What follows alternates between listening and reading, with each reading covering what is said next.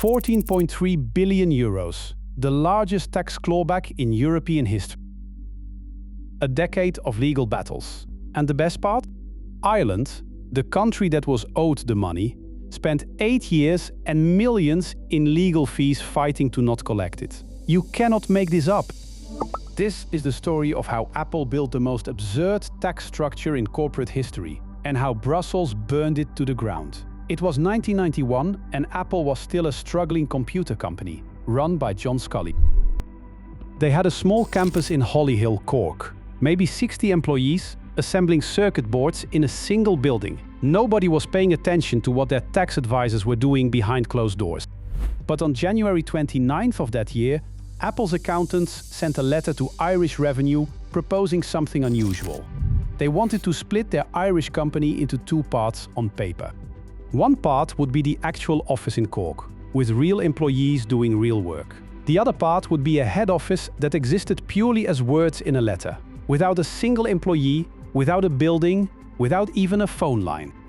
And Apple wanted almost all of their European profits allocated to this phantom entity, which would be taxed by nobody. Irish Revenue looked at this proposal and said yes.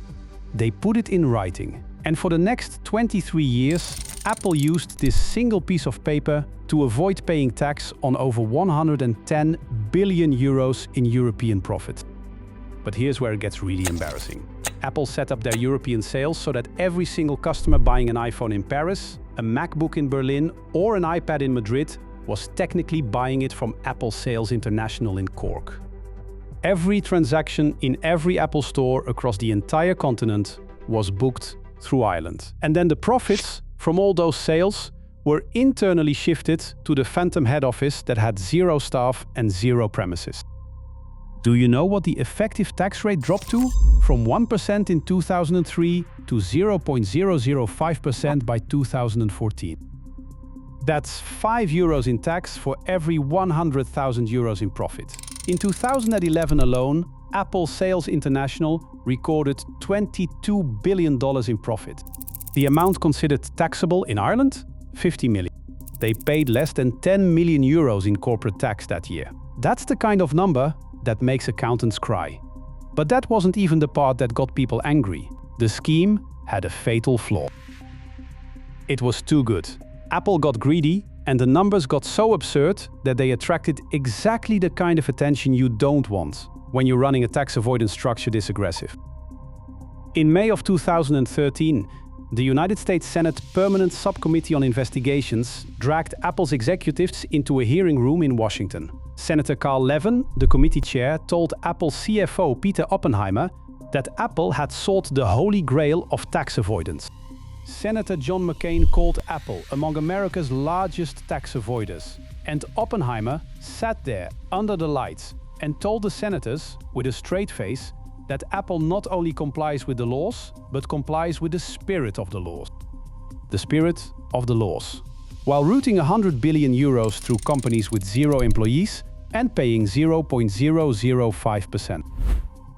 Within a year, Commissioner Joaquin Almunia opened a formal investigation on June 11, 2014.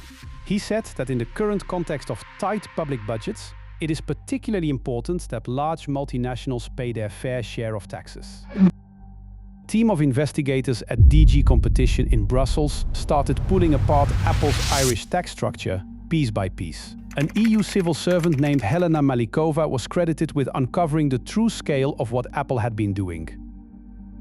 The team found 2 companies, Apple Sales International and Apple Operations Europe, both incorporated in Ireland, but managed from Cupertino, California. Under Irish law at the time, that made them non-resident in Ireland.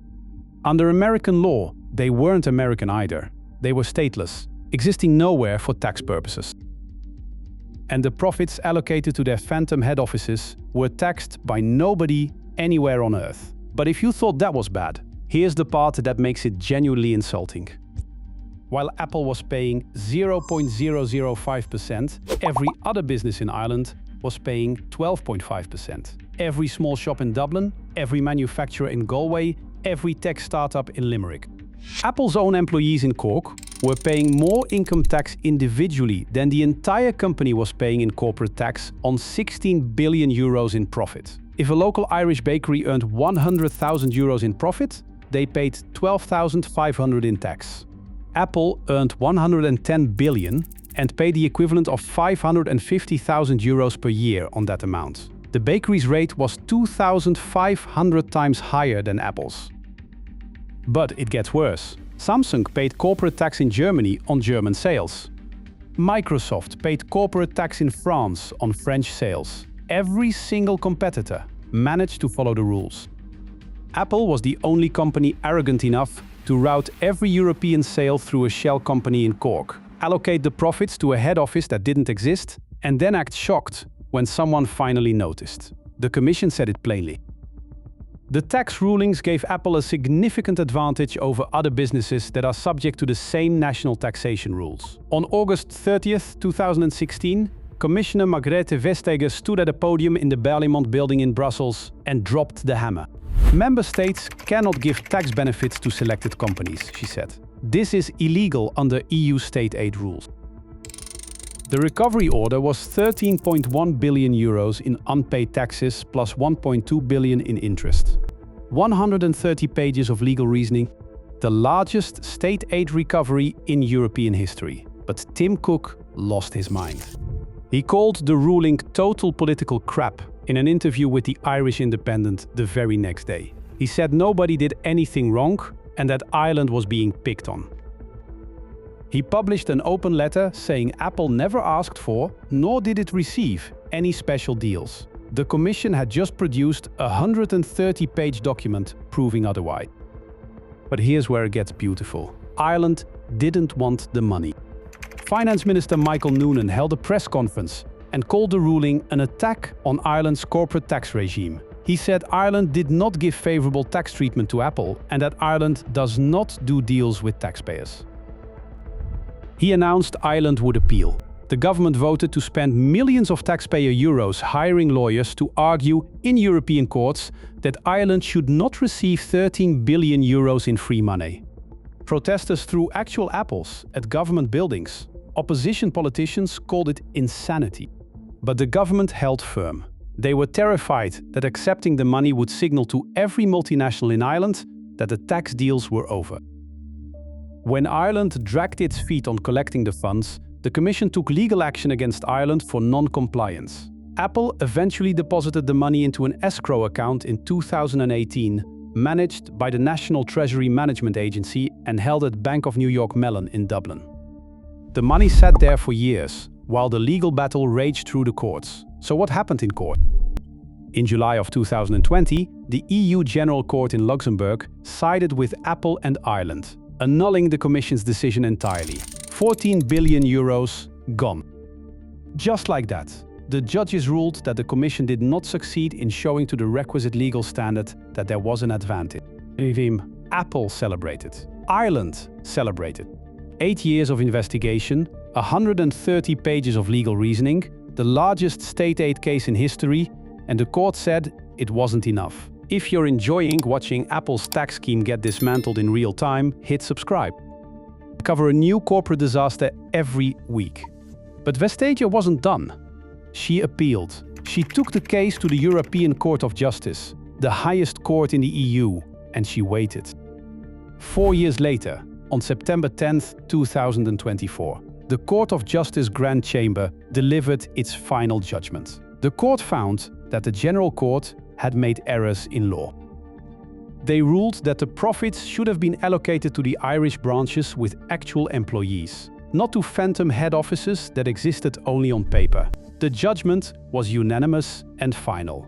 The Court of Justice gives final judgment in the matter and confirms the European Commission's 2016 decision. Ireland granted Apple unlawful aid, which Ireland is required to recover.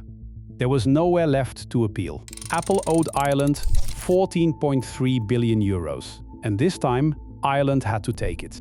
Vestager cried when she heard the ruling. She told reporters it was very important to show European taxpayers that once in a while, tax justice can be done. The winner wept and the loser pocketed €13 billion. Ireland, the country that fought for 8 years to refuse the largest corporate tax windfall in history, finally had to accept it. But the fine wasn't even the real punishment. The Apple case blew open the entire system of corporate tax avoidance in Europe. It directly accelerated the OECD Global Minimum Tax Agreement, a 15% floor for large multinationals that took effect in 2024. The double Irish structure that Apple exploited was formally closed in 2014. Apple restructured its Irish operations, shifting to something called the Capital Allowances for Intangible Assets regime, nicknamed the Green Jersey. They onshored their intellectual property into Ireland, causing Irish GDP to spike 34.4% in a single year. A number so absurd that economists coined the term leprechaun economics to describe it. The money finally transferred to the Irish government in May of 2025. 14.244 billion euros total. The era of 0.005% is over. Ireland spent 8 years and millions in legal fees, trying to give back 14 billion euros they never wanted. And now they have to figure out how to spend it. That was the largest tax recovery in EU history. The next company I'm covering got caught running a price-fixing scheme for 14 years. Using a group chat they literally named the cartel, and their excuse was even dumber.